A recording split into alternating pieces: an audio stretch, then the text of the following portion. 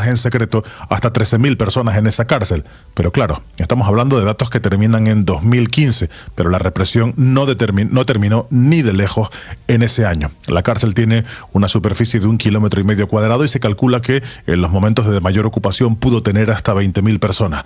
Uno de los principales esfuerzos ahora en esa cárcel se centra en recuperar la parte baja, los sótanos de la cárcel. Se cree que allí podría haber en su interior todavía prisioneros. No se ha encontrado un acceso a esa zona, la conocida como zona roja, donde se practicaban las peores torturas y las peores violaciones de los derechos humanos. Por último, como decías, ha sido el Papa quien esta mañana se ha pronunciado sobre lo que está pasando en Siria. Ha dicho que hace falta una solución política y también ha señalado que las confesiones religiosas que habitan en Siria deben marchar juntas. Que el pueblo siriano possa vivere pace e sicurezza nella sua amata terra e le diverse religioni possano camminare insieme nell'amicizia e nel rispetto reciproco per il bene di quella nazione afflitta da tanti anni di guerra.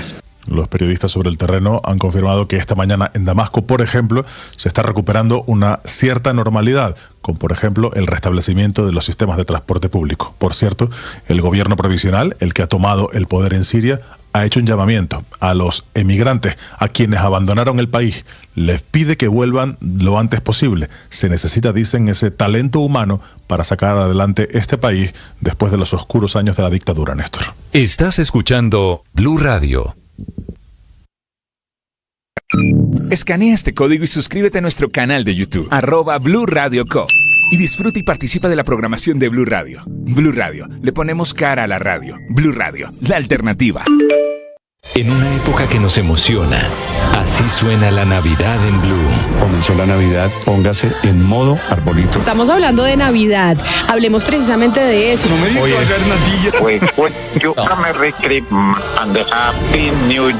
Feliz Navidad y próspero Año Nuevo les deseamos en Blue.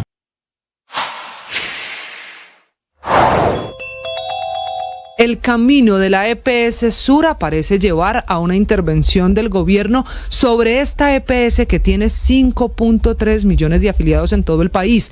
Esto después de que la Superintendencia de Salud negara el desmonte programado. En la práctica, la posibilidad de que la EPS se saliera del sistema, y las cifras siguen siendo preocupantes. Esta mañana, la doctora Juana Llano Cadavid, la presidenta de Suramericana, que es el socio mayoritario de la EPS, insiste, como ya lo había dicho desde el 28 de mayo pasado, que la plata para operar hace rato se agotó y que hoy el gobierno a esta EPS, solo a Sura, le debe 414.000 millones de pesos de esos giros de presupuestos máximos. Y entonces, sin la plata, ¿cómo van a seguir trabajando? ¿Cómo van a seguir atendiendo a los pacientes?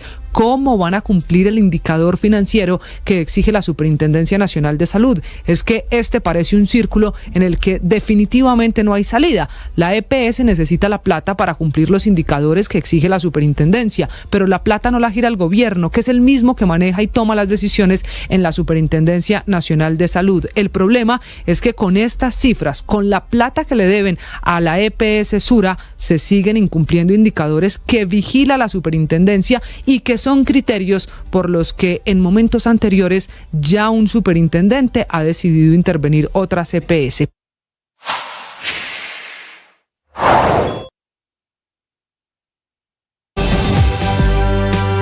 Un poquito a la fuerza, obligada por el gobierno, la EPS Sura, propiedad de Suramericana de Seguros, tendrá que seguir funcionando como un operador del sistema.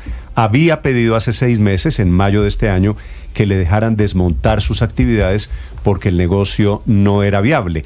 Dice esta mañana con razón el periódico El Espectador que esta es la manera en que el gobierno está reconociendo, no lo va a decir nunca, que necesita a las EPS. Claro, el gobierno no puede dejar desmontar, quebrar a Sura, porque no tiene a dónde trasladar 5 millones de afiliados. La presidenta de Sura, que es la propietaria de la EPS, es la doctora Juana Francisca Llano. Doctora Llano, buenos días. Buenos días a todos, buenos días a Néstor, a Ricardo y a la audiencia que nos está escuchando. Doctora Llano, gracias por atendernos. ¿Qué va a pasar con Sura ahora que la Superintendencia de Salud se negó al desmonte y ustedes no se pueden retirar del sistema de salud?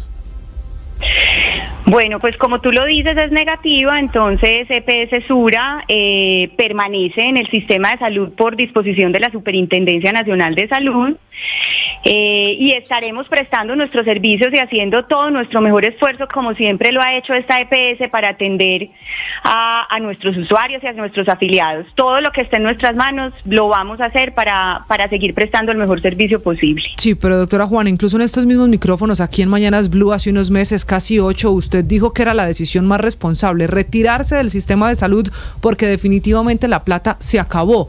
¿Cómo entonces van a seguir operando si el tema financiero sigue sin solución? Bueno, eso es cierto. Digamos, los problemas estructurales y coyunturales del sistema no han cambiado. Eso es real. Nosotros seguiremos trabajando de la mano de la red de prestadores en el país que han sido indispensables para nosotros este año para poder cumplir con nuestros compromisos con los afiliados. Han sido unos aliados indiscutibles durante este año 2024 para poder cumplir con ese compromiso. Estamos analizando obviamente la resolución, Camila, viendo entonces como qué pasos seguir a raíz, digamos, de esta resolución. Lo que es claro es que hoy tenemos que seguir aquí en el sistema y que EPS Sura sigue incumpliendo algunos de los requisitos de habilitación financiera, por lo cual todavía tenemos un riesgo de intervención por parte del gobierno. Digamos, sí. Esa es la claridad que tenemos hasta ahora, Camila. Pero eso que usted nos está diciendo, doctora Juana, es que esto abre la puerta a la intervención a la EPS Sura. Pues más allá de la negación del desmonte progresivo, nosotros venimos incumpliendo ese requisito hace ya más de un año, o sea que esa posibilidad siempre ha estado abierta y ahora ante una negación pues vuelve y aparece sobre la mesa la misma, así es. ¿Y qué pasa? En este momento, negada la solicitud de desmonte a puertas de una intervención, ¿cuál es la situación para 5 millones de afiliados que tiene usted, doctora Llano? Yo les diría a todos los afiliados de EPS Sura que seguimos siendo su EPS, que vamos a seguir prestando el servicio como lo hemos hecho durante estos meses, pero claramente necesitamos y hacemos un llamado al gobierno nacional para que realmente trabajemos por la salud de los colombianos. Es muy importante para el panorama 2025. La UPC, la suficiencia de la UPC es muy importante, la suficiencia de presupuestos máximos. Hoy lo más difícil para nosotros está siendo lo no PBS. Llevamos 3 meses sin recibir por parte del gobierno la plata para el no PBS y eso dificulta muchísimo realmente la atención, digamos, de nuestra red de prestación a nuestros usuarios. Digamos, ese es uno de los puntos más importantes y lo que necesitamos es que realmente trabajemos sobre los temas estructurales del sistema de salud y sobre los temas coyunturales, que es a raíz de lo que la superintendencia nos solicita. La superintendencia nos pide que tengamos unas conversaciones sobre esos temas coyunturales para ver cómo podemos trabajar, que los recursos del sistema sean más eficientes y que fluyan mejor los recursos, sobre todo el no PBS, hacia las EPS que tengan mejores indicadores de desempeño. Sí, doctora Juana, usted acaba de hablar y de ser muy insistente con la famosa unidad de pago por capitación. Incluso el comunicado de la EPS Sura de ayer de respuesta a esta decisión de la superintendencia también insiste en eso. Internamente ustedes ya han calculado cuánto deberá subir la UPC, la unidad de pago por capitación, en el próximo año. Sí, hemos empezado a hacer nuestros análisis y realmente estamos viendo un rango entre 16 y 19% de aumento en la UPC que se requiere para el 2025, Camila. Esos son nuestros análisis iniciales. ¿Y qué pasa si no se llega a ese porcentaje, si el gobierno decreta un aumento menor? Profundizamos la crisis, Camila, esa es la realidad, porque mira, aumentar la UPC al 16 o 19% nos permite tener una conversación sobre el sistema, sobre otras cosas estructurales del sistema de salud sin afugias. Eso es súper importante, porque solo la UPC no resuelve todo. Necesitamos como país conversar sobre el talento humano disponible en salud, necesitamos conversar sobre cómo vamos a llegar a las regiones, necesitamos conversar sobre qué vamos a hacer con las nuevas tecnologías en salud. O sea, hay muchos temas. Es más, hay un punto de conversación muy importante y es coberturas ilimitadas con presupuestos que claramente son limitados. ¿Cuánto tiempo más va a durar esto, cierto?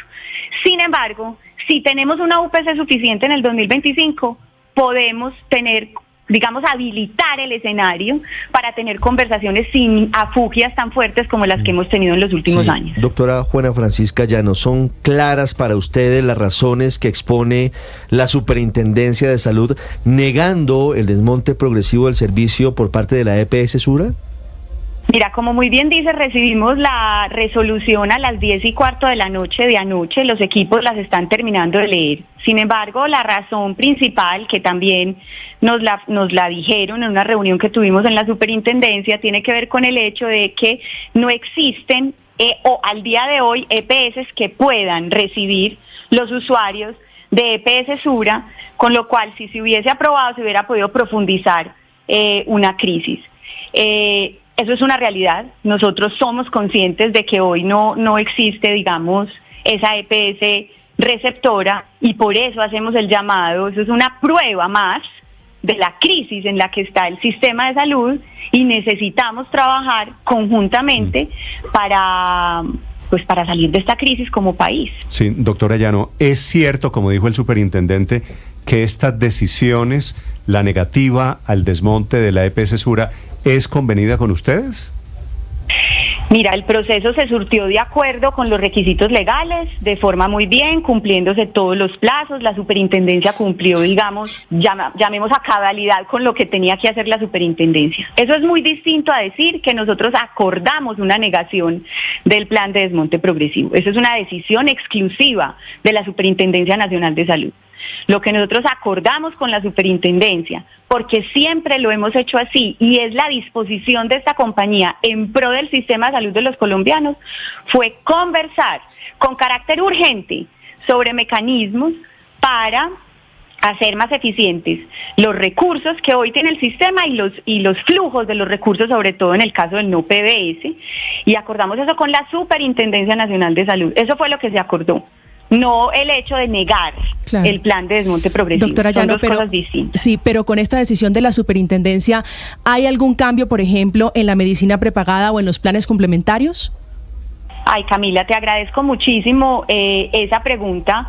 Ante la negativa del plan de desmonte progresivo, la EPS sigue en el país, seguiremos prestando nuestros servicios y nuestras pólizas de seguros voluntarios, como lo dijimos desde ese 29 de mayo que estuvimos juntas, Camila,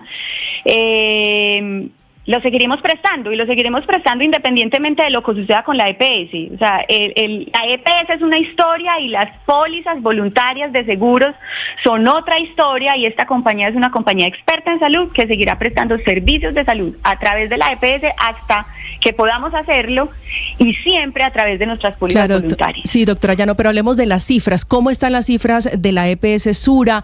¿Cuáles son las cuentas pendientes, los giros que tiene pendiente el gobierno? Mira, a la fecha tenemos pendientes, como te decía, el giro de presupuestos máximos por 3 meses. Eso suma alrededor de 414.000 millones de pesos redondeando. Esa es la deuda que en este momento tiene, digamos, el gobierno con EPS Sura. Y esta es una compañía que espera cerrar en ingresos alrededor de 10 billones. Nuestro patrimonio es a la fecha... Nuestro patrimonio de cierre de año va a estar alrededor de los 45.000 millones. Tenemos 5.3 millones de afiliados, tenemos reservas por 1.8 billones, eso es muy importante. Nosotros nos hemos dedicado a cuidar las reservas para poder cumplir con todos los compromisos ya adquiridos con los prestadores. Y esa ha sido nuestra obsesión y seguirá siendo nuestra obsesión. Como lo decía desde el 28 de mayo de este año, no queremos incumplirle a nadie y no queremos repetir esas historias. El problema es que la plata no aparece y no alcanza para seguir operando. Doctora Llano, una pregunta final. Con esta decisión, esta negativa de la Superintendencia de Salud que no le permite a Sura salirse del sistema, ¿usted ve una intervención? ¿Es inminente que el gobierno también nombre interventor para la EPS Sura? ¿Eso está a la vuelta de la esquina? Lo veo como una posibilidad, Camila, sí. Más que cerquita, como una posibilidad, teniendo en cuenta las circunstancias de la compañía. ¿Y qué piensa de la intervención de EPS hoy en el país, de la posibilidad que Sura entre a esa lista? Pues la verdad quisiéramos no tener que llegar ahí y poder seguir administrando la compañía y poder seguir trabajando pues por todos los afiliados que tenemos, pero también somos absolutamente respetuosos de la ley, de los entes de control, de sus decisiones, y si eso tiene que llegar a ese punto, pues lo acogeríamos con esa perspectiva, Camila. Bueno, sería otra de ese chuchuchú, de ese dominó en el sector de la salud. Doctora Llano, Juana Francisca Llano, es la presidenta de Sura, esta mañana aquí en Blue Radio, hablando sobre la obligación que les impone el gobierno. Tendrán que seguir funcionando como una EPS. Gracias y feliz día, doctora Llano. Muchas gracias a ustedes y un abrazo para todos. En una época que nos emociona, así suena la Navidad en Blue. Comenzó la Navidad, póngase en modo arbolito. Estamos hablando de Navidad. Hablemos precisamente de eso. No me digas Happy New Year. Feliz Navidad y próspero año nuevo les deseamos en Blue.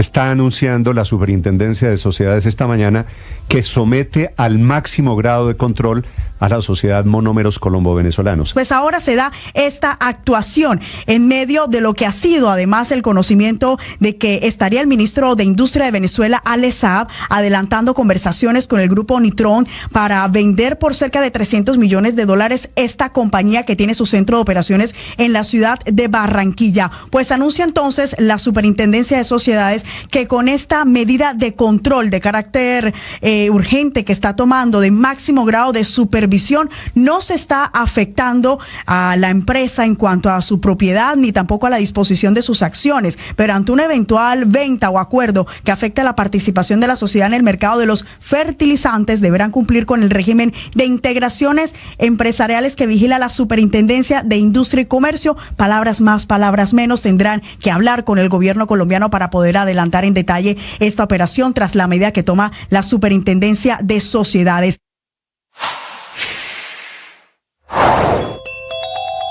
El capítulo oscuro del conflicto en Colombia este año deja 41.223 niños y adolescentes como víctimas. Ese es el saldo, aunque no haya terminado el año. El delito más recurrente es el de reclutamiento forzado, porque según Coalico, que documentó los casos de 187 niños que fueron arrancados de sus hogares para llevarlo a la guerra, es el delito más denunciado en el caso de nuestro país.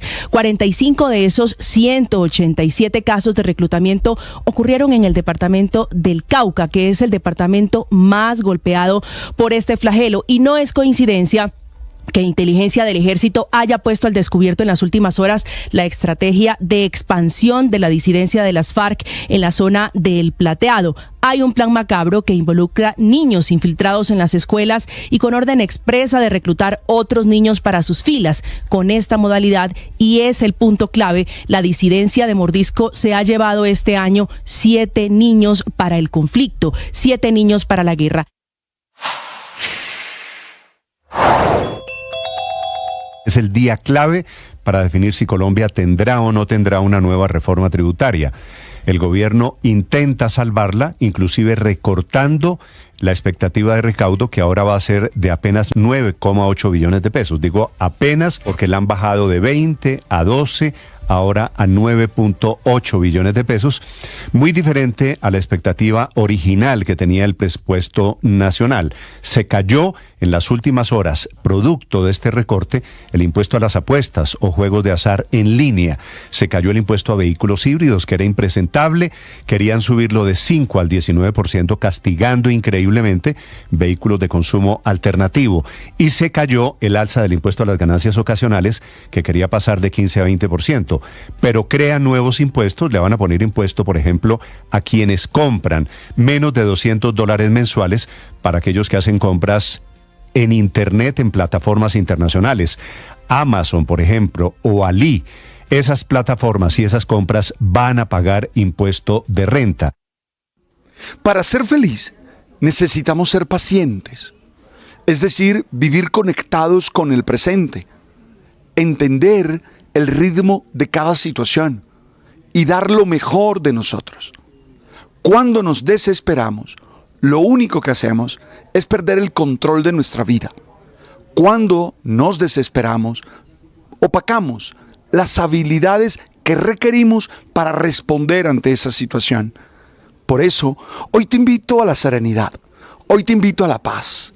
Hoy te invito a dar lo mejor de ti, a trabajar duro, pero a confiar en que todo va a salir bien. El desespero nos lleva por el camino de la amargura. ¡Ánimo! Tú sabes. El impuesto al carbono va a subir gradualmente. Hasta el año 2027, el sector minero energético tendrá una sobretasa de 20% en el impuesto de renta. El precio de las acciones, las monedas y lo que pasa en las bolsas se lo cuenta Mañanas Blue. 8 de la mañana, 20 minutos. En economía amanecemos con un nuevo máximo histórico en el precio interno del café. Hoy lo estarán pagando a 2.865.000 pesos por carga en promedio en las principales cooperativas del país. En más información, el Grupo Éxito, que negocia sus acciones en bolsa, está anunciando inversiones en Colombia por alrededor de $100 millones para el próximo año. Esto se invertirá en informática, inmobiliario, logística, mantenimiento, remodelaciones de tiendas, etcétera. Le van a meter la ficha a la reconversión de sus marcas hacia Carulla, que es la marca que quieren fortalecer. En más noticias, EPM ya fijó su presupuesto para el próximo año, será de 30,1 billones de pesos. De ese dinero, 4,2 billones se destinará a proyectos de infraestructura, 1,4 billones de pesos irán a Hidroituango. El dólar amanece cayendo 5 pesos, estamos esperando los datos de inflación en Estados Unidos, cotización promedio 4.372 pesos para el dólar en Colombia. La noticia económica de hoy, Víctor, va a ser sin duda la reforma tributaria. Si se salva o no se salva la reforma. El salario mínimo también, pero sí, la reforma tributaria es una de las más importantes. Si se salva o no, hay dos discusiones alrededor de la reforma tributaria. Una, la política, ¿no? Si se cuenta, si el gobierno logró anoche sumar los votos necesarios para que sea aprobada en las comisiones económicas. Y la segunda, pues es ya la relacionada con cada uno de los artículos y los cambios en materia tributaria que tendremos los colombianos si es aprobada esa reforma, que está muy difícil. No, está muy difícil. ¿Cuál es la apuesta? A ver, Víctor, le tengo un invitado, no le voy a decir quién es el invitado. ¿Usted cree que se salva o no se salva la tributaria? Bueno, esa es la pregunta. Ay, Néstor, es que anoche estaban metiéndole política a la lata a ver si se salvaba. Digamos que hasta las 9 de la noche de anoche, si usted me hubiera preguntado, estaba hundida. No sé cómo amanecieron las fuerzas políticas hoy, pero yo creo que sigue siendo muy baja la probabilidad de que la ponencia positiva prospere hoy. Víctor, 8 de la mañana, 22 minutos. Le tengo un invitado que de pronto le da luces de en qué está la reforma tributaria. Señor ministro de Hacienda, Diego Guevara. Ministro, bienvenido, buenos días. Buenos días, Néstor. Un saludo para ti, para toda la mesa. Me place siempre escucharte. Bueno, pues ministro, gracias. Antes de preguntarle de la reforma tributaria, debo decirle felicitaciones. Sé que usted es un economista heterodoxo que ha hecho su carrera pública como profesor universitario, así que me parece que usted es uno de esos casos de meritocracia, por otro lado, en Colombia, ministro. Bueno, no, Néstor, muchas gracias. Sí, yo realmente he tenido una carrera académica. Luego llegamos desde el inicio del gobierno, ocupado el cargo de viceministro general, tanto con José Antonio Campo como con Ricardo Bonilla, y bueno, vamos a tratar de sumar. Siempre me place oírle, déjeme meterle una cuña, porque hace muchos años con mi familia veía siempre ese programa Veredicto con mi madre y mi padre. Mi madre ya falleció, así que me da un grato recuerdo, porque era un plan familiar de los domingos hace más de 15 años y bueno, solo me ha recordado a mi madre oírlo nuevamente. Me acaba de hacer sentir viejito, ministro. No, usted todavía tiene mucha juventud por delante. Sí, arréglelo de alguna manera, señor ministro. Usted además es un hombre joven, usted tiene 39. Cuando usted veía ese programa de televisión, usted, me imagino, estaba apenas saliendo de la universidad. Sí, quizás estaba cursando la universidad, y siempre hay unos debates contemporáneos y actuales, y siempre hay mi gusto por la política y la economía en esos buenos debates que se hacían en esa época. Ministro, ya que estamos hablando de usted y quería esta entrevista no solo para hablar de la tributaria, quisiera preguntarle qué es para usted, y me dicen que usted encabeza el grupo de lo que se hacen llamar en Colombia economistas heterodoxos. ¿Qué es un economista heterodoxo? Bueno, Néstor, yo creo que dentro de las corrientes académicas hay unas perspectivas que, digamos, manejan un marco tradicional, o el marco, digamos, tradicional es una discusión dentro de escuelas teóricas, no los quisiera aburrir a los oyentes, pero uno parte de un individualismo metodológico, otro parte de una perspectiva mucho más amplia, y dentro de la heterodoxia, pues usted encuentra una multiplicidad de escuelas, desde el marxismo radical, pasando por escuelas francesas, pasando por escuelas post-keynesianas a las que yo me adscribo, al igual que el ministro José Antonio Campo. Entonces yo creo que son tradiciones académicas en diferentes momentos, y por eso le digo, eso es una perspectiva amplia. Yo sé que ha suscitado, digamos, un gran debate, entonces, algunas de mis columnas dentro de la pandemia, en las que yo públicamente en aquel momento sí planteé un préstamo gobierno al Banco Central, pero es que yo creo que era una pandemia, y yo creo que era una pandemia, los riesgos inflacionarios son mínimos. Hubo alrededor de 7, 8 bancos centrales en el mundo que dieron un crédito directo de gobierno a Banco Central, y yo creo que eso era un contexto, digamos, de pandemia. Eso yo lo quiero insistir, con bajas posibilidades quería preguntarle, inflacionarias. Mucha gente, seguramente usted ha visto, está diciendo: ojo, que un ministro de Hacienda heterodoxo es un ministro que quiere poner a emitir al Banco de la República, que es un ministro que quiere llevar a la economía colombiana a un default, a un incumplimiento del pago. ¿Algo de eso puede ser o puede haber, ministro? No, Néstor, yo creo que la institucionalidad colombiana se rige por normas, se rige por la democracia. Yo creo que, por ejemplo, en la pandemia se suspendió la regla fiscal, entonces había otro margen de juego, y por eso es que hoy tenemos un alto nivel de endeudamiento.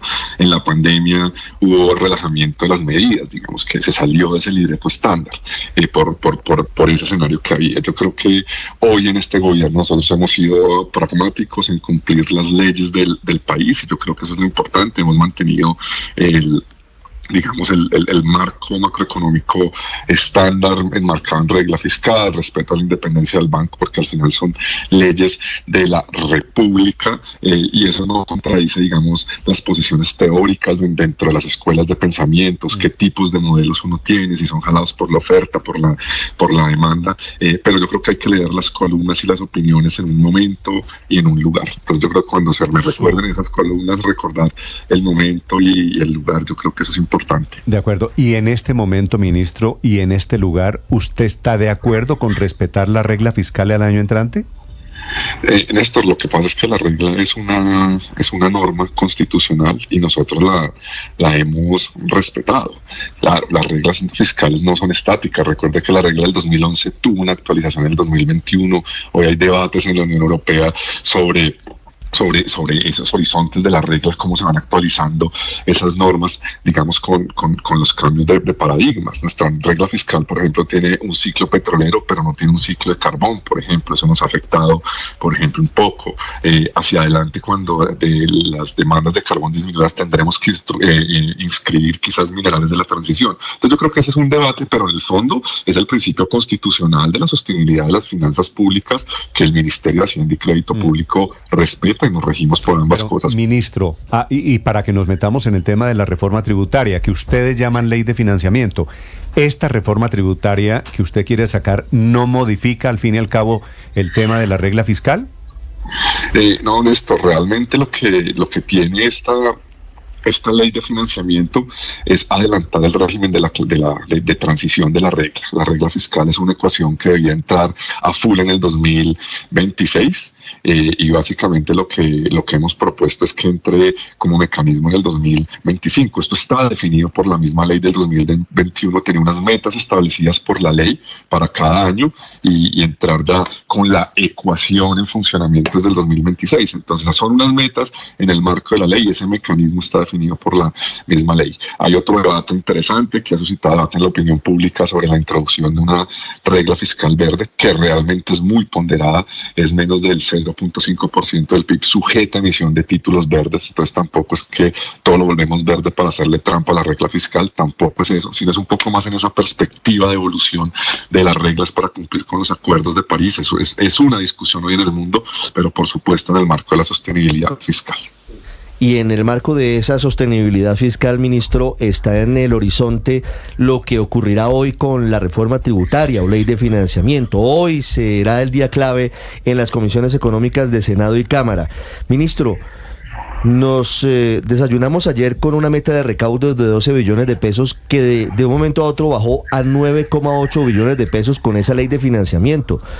¿Cómo hace el gobierno para bajar esa meta de recaudo siendo el mismo proyecto?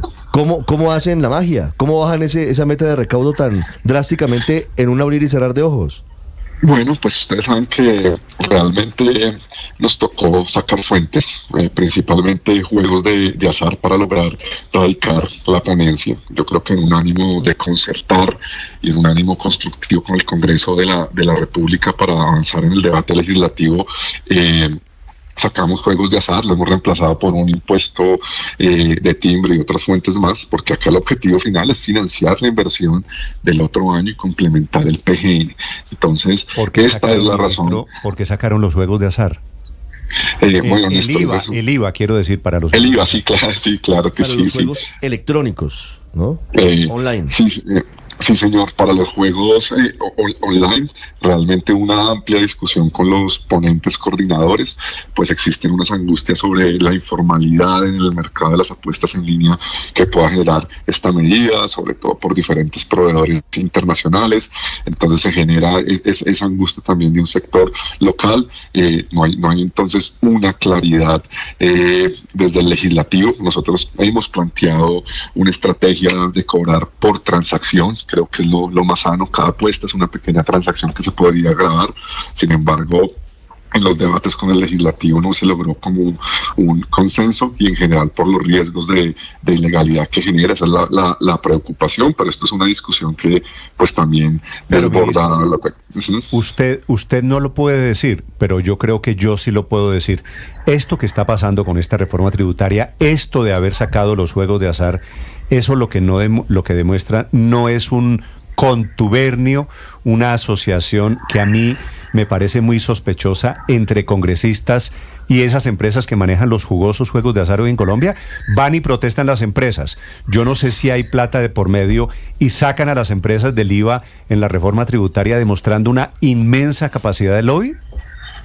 Néstor, nosotros somos respetuosos del consenso con el legislativo. En la primera reforma que presentamos con Ocampo también cedimos algunos puntos del sector extractivo, como un impuesto a importaciones que tuvimos, quizás un tema similar en su momento con impuesto a iglesias. Yo creo que estos son parte de los debates legislativos en los temas tributarios. Yo creo que ese es parte, pero eso es lo que no tiene sentido, ministro. Fíjese, visto los toros desde la barrera, unos señores, los de las apuestas, que tienen una inmensa capacidad de lobby y supongo yo de movilización, de mover plata por debajo de la mesa, van y se hacen a unos votos de los congresistas, y de un plumazo, entre ayer y hoy, como le decía Ospina aquí, sacaron 2 y pico billones de pesos, haciéndole el gran favor a los señores de las apuestas. Bueno, esa es una discusión que desborda, digamos, lo técnico. Aquí lo importante que me parece es que sí es una industria que el año pasado registró unas ventas por 36 billones, este año proyecta unas ventas en 45 billones, es una industria en expansión que seguramente será parte de los debates de los años venideros.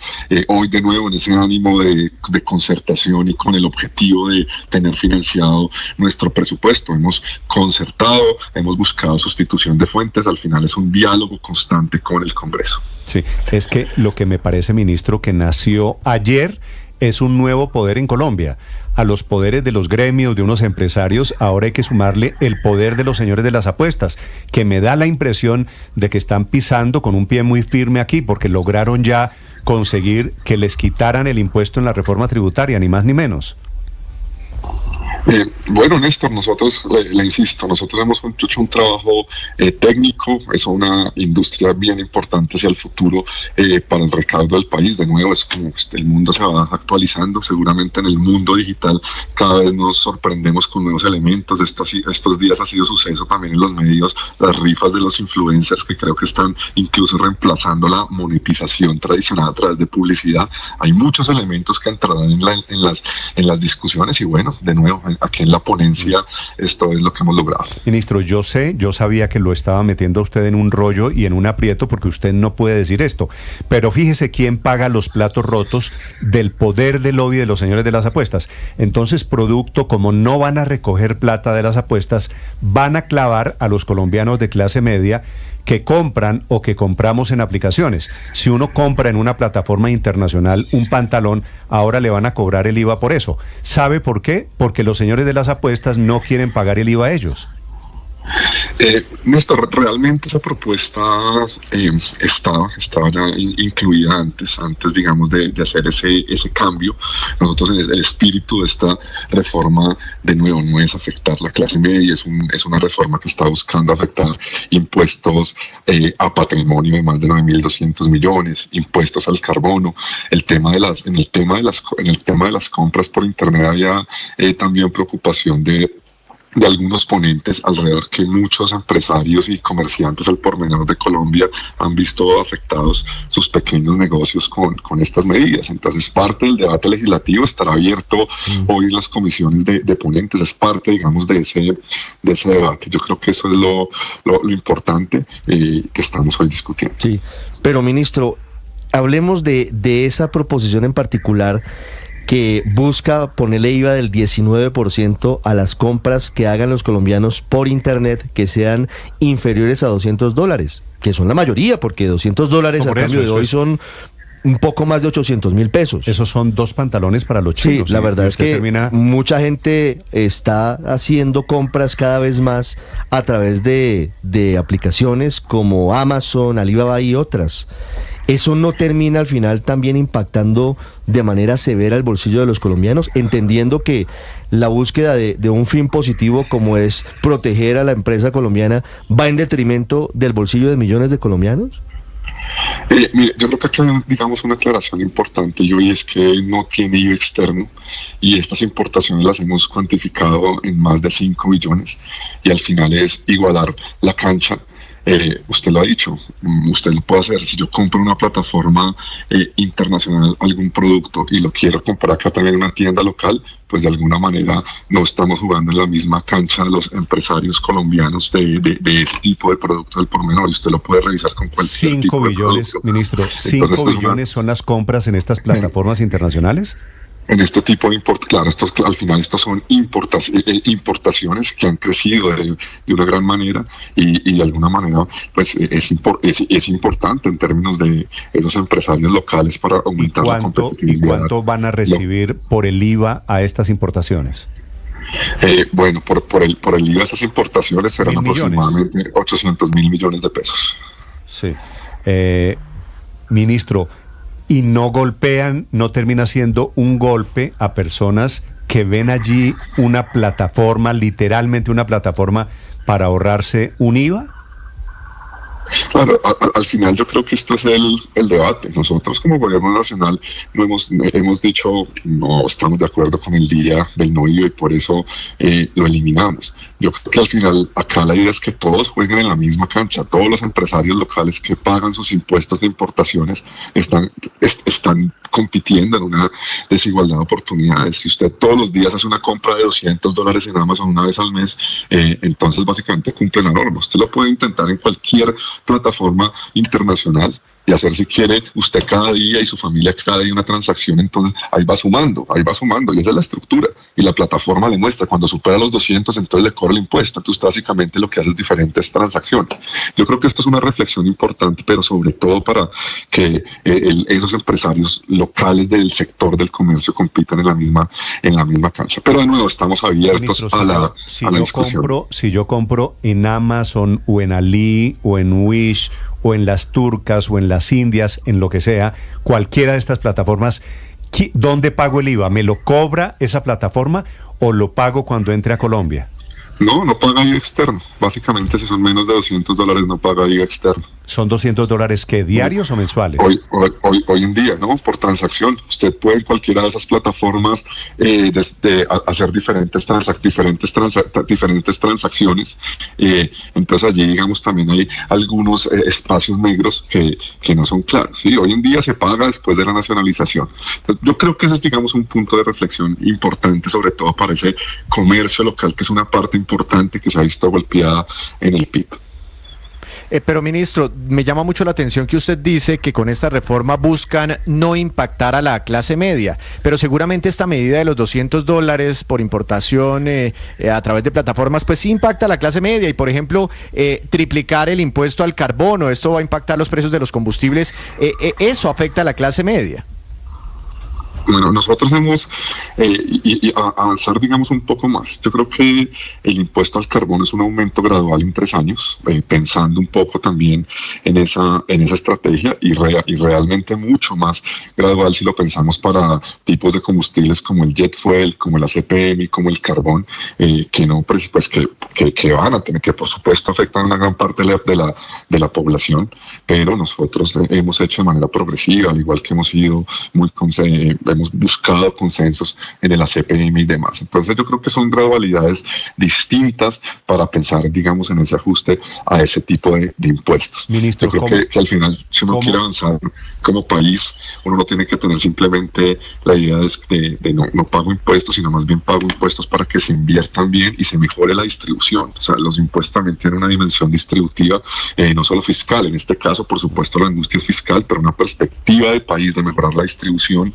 del ingreso y la riqueza, pues también las reformas tienen que tener ese espíritu. Ministro, ¿cómo queda el impuesto al carbono según el proyecto de tributaria? ¿Quiénes lo pagarían y cómo queda la gradualidad de ese impuesto al carbono? Mire, nosotros estamos, Néstor, pensando en aumentar 16,000 pesos por año. Esto va a ser gradual, digamos, en 3 años. ¿En qué, ministro? ¿En qué? En los diferentes tipos, en tonelada equivalente, que son las emisiones. Esto se traduce en tonelada equivalente, que al final son 110 pesos. ¿De qué productos, por ejemplo, ministro? Le estoy diciendo, Néstor, por ejemplo, entonces ahí tenemos el ACPM, combustibles para aviones, carbón. Por ejemplo, el otro año en ACPM sería 110 pesos nada más, para darle un ejemplo. Perdóneme, le interrumpo ahí. ¿Y eso no es incumplir el acuerdo con los camioneros que permitió levantar el paro hace unos meses, en septiembre de este año? No, al final nosotros con los camioneros tuvimos una discusión de aumentar 400 pesos en el costo, pero es que la estructura de precios del combustible tiene diferentes componentes. El ACPM tiene unos cimientos graduales en esa parte, digamos, del impuesto. Entonces, de todas formas, con los camioneros mantenemos la mesa abierta y sumamos al Congreso en esta discusión, que es la discusión que esperamos tener hoy desde las 12 del día en comisiones conjuntas. ¿La gasolina cuánto subiría por cuenta de este impuesto al carbono? La gasolina corriente, quiero decir. La gasolina corriente por cuenta de este impuesto sería alrededor de 180 pesos. 180 pesos del primer golpe, pero gradualmente el aumento es de 600 pesos. Pero es que esto es anual, o sea, esto es anual, y si usted lo mira con las inflaciones, pues realmente incluso está por debajo del crecimiento de la inflación, y son en 3 años, o sea, esto no es 180 mensual ni más faltaba. Hay que informar a todos los colombianos que son 180 pesos por año para sumar 550 pesos después de 3 años. 600 pesos, sí. 550 pesos, señor. 550. Es decir, cortesía de la tributaria, dentro de 3 años vamos a pagar gasolina. ¿En cuánto queda? Casi 18,000 pesos. 600 pesos más cara, sin contar con los aumentos. No, Néstor, esto sí lo tendremos que ver, porque la gasolina hoy ya está flotando a los precios internacionales. Entonces, esto dependerá de los ciclos. ¿Y cuándo se estabilizaría el precio de la gasolina, ministro, teniendo en cuenta que ya se estabilizó con los precios internacionales? Que en teoría se va a estabilizar. Bueno, el precio de la gasolina está estabilizado hoy con los precios internacionales. Hoy la gasolina fluctúa con los precios internacionales. Será otro el debate con el ACPM por ese consenso que estamos buscando con los gremios. Pero hoy la gasolina está estabilizada a precios internacionales.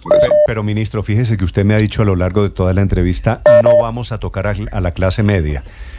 Pero vamos a ponerle impuestos a lo que la gente de clase media compra por plataformas internacionales. No vamos a tocar la clase media, pero vamos a ponerle impuestos al gas, a la gasolina, al carbón, que de eso vivimos todos, clase media, alta y ricos y pobres y todo el mundo. Esto va a terminar tocando muy gravemente el bolsillo de todos los colombianos. Pues no, Néstor, yo no creo que una gran parte de la población pobre de este país compre en Amazon y por otra parte o en cualquier otra plataforma, y por otro lado el aumento de los impuestos es progresivo, y acá es importante hablar de la redistribución. Yo creo que eso es muy, muy importante. O sea, cuando hablamos de $200, que la tasa de cambio de hoy deben ser alrededor de 850.000 pesos, pues eso es más de la mitad de un salario mínimo hoy en Colombia. Entonces hay que hablar también del realismo en esos términos. Cuando hablamos de la gasolina, 180 pesos en un galón como el que usted mencionaría del futuro de 18.000 pesos, es solo el 1%. Entonces yo creo que aquí también hay que ser sensatos con los datos y con los números. Entonces, yo creo que ese es el escenario, y cuando vamos a impuestos de patrimonio, ya si estamos hablando de patrimonios de más de 9.200 millones, cuando miramos impuestos a jet fuel, además son también unos grandes operadores aéreos, ese es el debate hacia otros sectores que son generadores de renta. Entonces yo creo que ese es el punto importante cuando uno mira con lupa esta reforma. Ministro, ¿usted cree que la economía colombiana aguanta más impuestos en este momento? La economía colombiana ha tenido una buena senda de recuperación. Si usted lo ve, las tres variables macroeconómicas principales de PIB, desempleo e inflación han mostrado un gran comportamiento. Venimos de un 2023 de 0,6% a crecer este año alrededor de 1,8 o 2%, es decir, vamos a crecer 3 veces, está por encima de lo estimado en nuestro marco fiscal. Una inflación que cae por debajo, que va a cerrar el 5,2 y que va a permitir que el Banco de la República baje mucho más rápido las tasas, y un desempleo alrededor del 10, yo creo que es un buen escenario macroeconómico, que si somos capaces de mantener esa expectativa de buen manejo fiscal, yo creo que vamos a tratar de sacar adelante el 25, que no es un año fácil, que no es un año sencillo, pero el otro año apuntamos a crecer cerca del 3%, entonces pues es un escenario de mayor crecimiento, donde con estos ajustes tributarios nosotros esperamos no tener efecto sobre la senda. Ministro, le pregunto a usted como profesor de economía que lo ha sido, una economía que está apenas sacando la cabeza después de una crisis fuerte, ¿usted cree que ponerle impuestos a las empresas, a todos estos sectores, va a producir más crecimiento? ¿No será que esto sale mal como salió mal la reforma tributaria de hace 2 años? Néstor, yo creo que hay unos elementos importantes. Nosotros acá a las empresas, con excepción de los sectores que emiten gases de efecto invernadero, le vamos a bajar los impuestos en el 2025. Eso queda claro en la ponencia. A pequeñas y medianas empresas les vamos a bajar al 27% y al resto de empresas progresivamente bajar de esa tasa del 35 al 30. Esa es nuestra apuesta y estamos honrando la propuesta de gobierno de tratar de un poco de poner la cancha al resto de la región. Eso es importante tenerlo presente, que es parte, digamos, de ese escenario. Por otra parte, hay sectores y hay algunos y también lo están haciendo de manera progresiva para no afectar esa reactivación que estamos teniendo. Sí, usted ya era viceministro hace 2 años cuando se tramita la primera reforma tributaria de ese gobierno, cuando entonces su jefe era José Antonio Campo. Ahora usted llega a la cabeza de este ministerio y en un momento, por lo demás, muy complicado. Sus apuestas para hoy es que alguna de las 4 comisiones económicas puede negar la reforma y por lo tanto se archiva automáticamente, ministro. Bueno, hemos hecho el ejercicio de conciliar con el Congreso en ese ejercicio democrático de diálogo. Hoy están citadas las comisiones y vamos a tratar de hoy trabajar fuertemente con todos los equipos en esas propuestas de consenso para llevar una reforma conciliada a buen éxito. Aquí el trasfondo de la reforma es salvar una buena parte de la inversión del presupuesto, de honrar esos compromisos con la economía popular, con muchos colombianos que dependen de esa inversión en región, para todos los sectores que gobernamos, porque acá gobernamos para todos los colombianos. Eso es muy, muy importante tenerlo presente. Esperemos que pase esta tarde en el Congreso y bueno, vamos avanzando en el consenso. Miren, parte de este ejercicio de consenso con el Congreso fue retirar ese tema de juegos de azar que ya hablamos, empezar a buscar diferentes fuentes. Hoy esa será la tarea. Estamos contra el reloj en la agenda legislativa, pero vamos a hacer el mejor esfuerzo. Ministro, ¿qué pasa? Le pregunto si usted tiene un plan B en caso de que hoy se le hunda la reforma tributaria. Bueno, será una revisión que haremos con el señor presidente sobre los sectores ajustes, sobre el decreto de liquidación. Claramente esos 12 billones dentro de la ley de financiamiento están sujetos a, digamos, más bien el decreto, el presupuesto está sujeto a esa ley de financiamiento. Si hoy no llega a buen puerto, pues tendremos que revisar, digamos, el ajuste sin tocar temas sociales, seguir redoblando esfuerzos en la DIAN. Eso creo que va a ser la tarea y parte del ejercicio. Y bueno, seguiremos mirando esas diferentes estrategias, pero por supuesto en el marco de la sostenibilidad fiscal, que es el mensaje que hemos tenido en estos 2 años de gobierno. Pues usted da un mensaje de tranquilidad, pero yo le pregunto por un escenario que ha puesto sobre la mesa el propio presidente Gustavo Petro. Si no se aprueba la tributaria, ¿está dentro de la baraja de opciones un eventual default, un incumplimiento de pagos de las obligaciones internacionales? No, nosotros el pago de la deuda, y se lo he escuchado al señor presidente, es una prioridad para este gobierno. El pago de la deuda es una prioridad. De hecho, cuando hablamos de sostenibilidad fiscal en el orden constitucional, es una prioridad. Hemos honrado los compromisos. Ustedes saben que es una de las inflexibilidades. De hecho, en este presupuesto de este año, el pago a servicio de la deuda es mucho mayor que la inversión. Y hemos cumplido y está en el presupuesto que radicamos. O sea, no olviden que el presupuesto que radicamos como gobierno nacional fue el que se va a decretar. Y en ese presupuesto la deuda se ha cumplido. Son inflexibilidades constitucionales, ese no es el margen. Entonces, en ese marco de cumplir las normas y de cumplir la Constitución, hemos honrado esos compromisos internacionales con el mayor esfuerzo. Ministro, hay cosas dentro de esta reforma tributaria o ley de financiamiento que el país todavía no ha entendido muy bien, temas relacionados con dividendos, y le quiero preguntar por el impuesto de timbre. ¿Eso en qué consiste? ¿Quién tendrá que pagarlo? No, el impuesto de timbre simplemente es un impuesto en transacciones notariales, en algunas transacciones, digamos, puntuales que existen en las notarías. Hay algunas allí transacciones de registro y demás que se van a tener. Con esto esperamos recaudar cerca de 1.5 billones de pesos. Bueno, esto es una tarifa del 1%. Esto tengo entendido que, no quiero ser impreciso, pero un impuesto que estuvo hasta el 2006 quizás, hoy estaba en el 0, lo volvemos a subir al 1% para buscar ese recaudo. Yo les agradezco mucho la entrevista, Néstor, de verdad lo recuerdo con esa historia de veredicto. Tenemos que seguir acá un poco con las labores, pero hablaremos con mucha más calma y siempre con la mejor disposición, y le mando un abrazo a usted, Néstor, y a toda la mesa. Gracias. Pues, ministro, gracias por los recuerdos y gracias por estos minutos. Lo dejo que siga trabajando, ministro. Sé que son horas muy agitadas para usted en el ministerio y para la gente de Hacienda. Es el nuevo ministro de Hacienda, Diego Guevara. Feliz día, ministro. Chao. Feliz día para todos y todas. Chao. 8:51 en Mañanas Blue. Estás escuchando Blue Radio. En una época que nos emociona, así suena la Navidad en Blue. Comenzó la Navidad, póngase en modo arbolito. Estamos hablando de Navidad, hablemos precisamente de eso. No me digas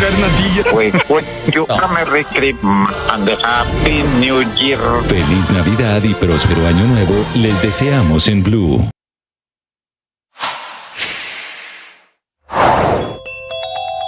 La Fiscalía General de la Nación hizo un trabajo de rastreo financiero durante varios meses a cerca de 25 personas con nexos con la guerrilla del ELN. Producto de las labores investigativas se logró determinar que las personas eran propietarias de 141 bienes pese a no tener ingresos económicos ni capacidad para adquirir dichos inmuebles. Los operativos de extinción de dominio se desarrollaron en Santander, Córdoba, Cundinamarca, aunque las autoridades confirmaron que la mayoría de los bienes estaban ubicados en el departamento de Antioquia. Incluso, como usted lo advierte, llama la atención que se logró el embargo de una aeronave que fue hallada parqueada en el aeropuerto La Herrera de Medellín y que sería usada para diferentes actividades ilícitas por parte del ELN. Según la Dirección Especializada de Extinción de Derecho de Dominio, todos los bienes en mención fueron adquiridos por dinero proveniente del cobro de extorsiones, la ejecución de secuestros y la explotación ilícita de minerales. La Fiscalía también le descubrió al ELN 51 vehículos, 24 fincas, 41 inmuebles en zona urbana, 7 sociedades, ciudades,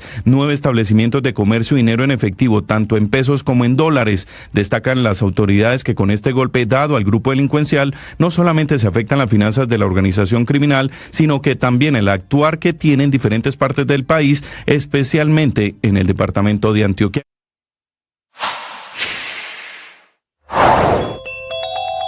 El presidente Milei anunció la reducción del 90% de impuestos. Un discurso de 35 minutos fue grabado, emitido en radio y televisión, en cadena nacional, hablando de una motosierra profunda. Motosierra es como le dicen allí en Argentina a la reducción del tamaño del Estado.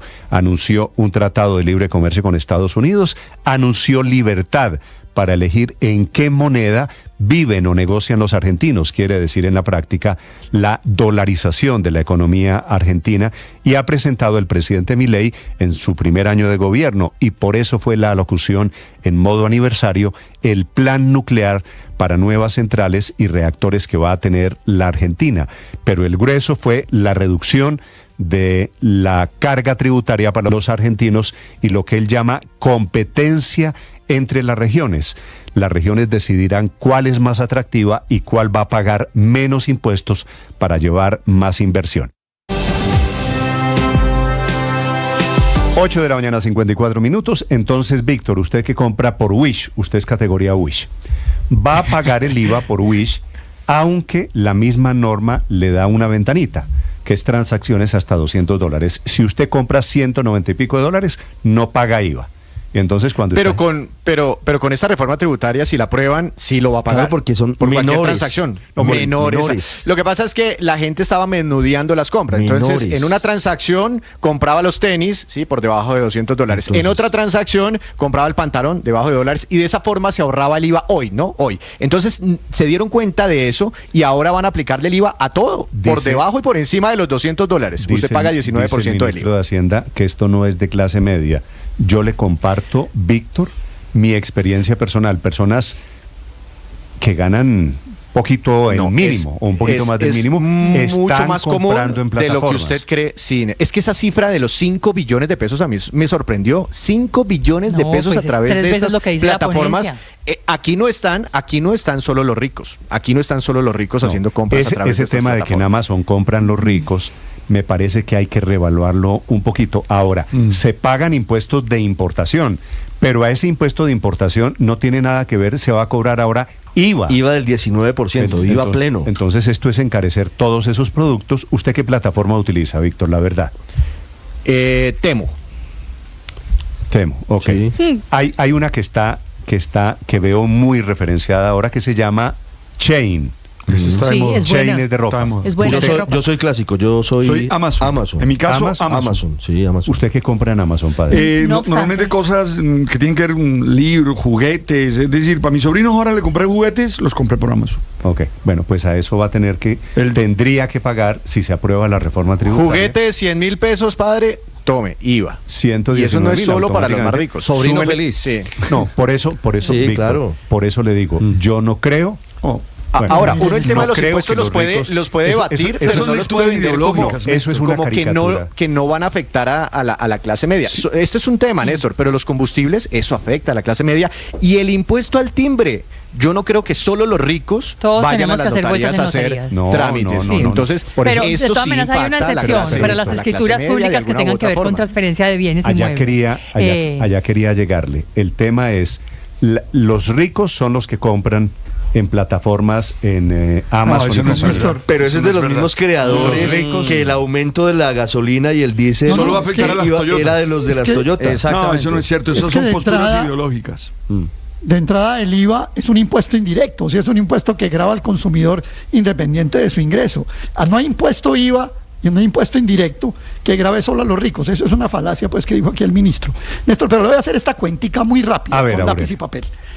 La reforma tributaria aspira a recaudar 9,8 billones, ¿no? 9,8. Sí, si usted le aplica el 19% a esos 5 billones de compra por internet, ya ahí se hizo a 1 billón. Bájemelo a 8. El ministro dijo 800.000 millones de pesos. Yo creo que es un poquito más. Por pero eso, bueno, sí, por ahí, casi un billón. Casi un billón. Y entonces ya vamos en 8,8. Coja ahora lo del carbono. El carbono son consumo de 6 millones diarios de galones de ACPM y consumo de 6 millones diarios de galones de gasolina, la cuenta me da a mí 800 mil millones de pesos de recaudo. O sea, que entre los ahí vamos en 2 billones medios y bajos, en 2 billones de impuestos indirectos, impuestos regresivos, impuestos contra los consumidores y contribuyentes de bajos. En el impuesto de timbre dijo 1,5 billones, 1,5 billones en esos trámites notariales. O sea que eso del patrimonio y los dividendos y toda la cosa, eso es totalmente marginal. El grueso de la reforma son esto que acabamos de decir, más 5,6 billones de nuevo endeudamiento. Esta no es una ley de financiamiento, es una ley de endeudamiento masiva, más impuestos indirectos. Esa es la ley, algo totalmente regresivo, es decir, algo que va en contra del carácter progresista. Y añádale opiniones sobre la reforma tributaria, ya que acaban de escuchar. Reaccionaria y regresiva. Acaban de escuchar por primera vez el ministro de Hacienda, Diego Guevara, tiene 39 años, me pareció, no lo conozco, me pareció un hombre amable, académicamente muy respetable, es muy competente, ahora con quien seguramente se puede discrepar. ¿Se comprometió a no tocar la regla fiscal? Sí. Y a no todo lo que dijo, pagar las deudas. Y todo lo que dijo sobre importantísimos. Sobre la heterodoxia, ¿no? Es decir, despejando un poco de miedos y más o menos diciendo, oiga, entiendan que lo que yo escribí durante la pandemia pues estaba enmarcado en ese contexto. Además, él en esa época estaba en la academia y uno en la academia es donde se puede permitir experimentar con diferentes ideas, y esa parte de la entrevista con el ministro me pareció extraordinaria, Néstor, además de la mención a veredicto. Pero mire, para añadir al golpe que esta reforma tributaria tendría no solamente sobre la clase media, sino sobre un elemento esencial de la clase media, que son las pequeñas empresas. Hay un tema de que casi no hemos hablado aquí, que es la eliminación del régimen simple, de lo que se llama el régimen simple de tributación, que le ha permitido a empresas pequeñas y medianas acogerse a unos trámites, a unos procedimientos muy simplificados, y que ha hecho mucho más fácil la vida y la tributación para todas esas empresas, y la eliminación de ese régimen va a ser un golpe muy muy fuerte, no solo en términos de trámites y de papeleo, sino también de carga tributaria misma, Néstor, que no se compensa con la reducción de la tasa, porque la reducción de la tasa para esas empresas es muy pequeña, es de apenas un punto. Entonces ahí hay otro, ahora Aurelio estaba diciendo que esta es una reforma tributaria regresiva, pues ahí le anoto otro punto que la hace todavía más regresiva. Bueno, opiniones sobre la reforma tributaria. La cuenta Blue Radio Com y cuenta Néstor Morales para quien quiera opinar sobre este ministro de Hacienda, sobre la tributaria, sobre